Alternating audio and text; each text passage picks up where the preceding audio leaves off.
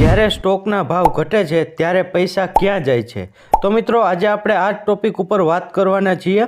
ઘણા લોકોને એવું થાય છે કે જ્યારે તેમના બ્રોકરેજ એકાઉન્ટમાં બેલેન્સમાં ઘટાડો થાય છે તો એ પૈસા ક્યાં ગયા, પૈસા કેવી રીતે ઘટી જાય છે તે વિશે આપણે જાણીએ તે પહેલાં એ સમજવું જરૂરી છે કે બજાર વધી રહ્યું છે કે ઘટી રહ્યું છે.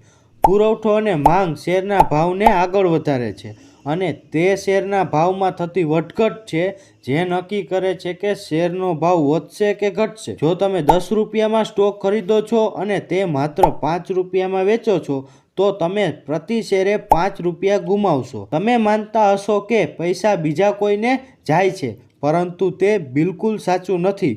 તે તમારી પાસેથી સ્ટોક ખરીદનાર વ્યક્તિ પાસે નથી જતા. જો તમે સ્ટોક ધરાવો છો અને તેની કિંમત ઘટી રહી છે તો તમે ખોટમાં વેચી શકો છો અને સામે કોઈ વ્યક્તિ તે કિંમતે ખરીદે છે અને પછી તે તમારા નુકસાનમાંથી નફો કરે તે જરૂરી નથી.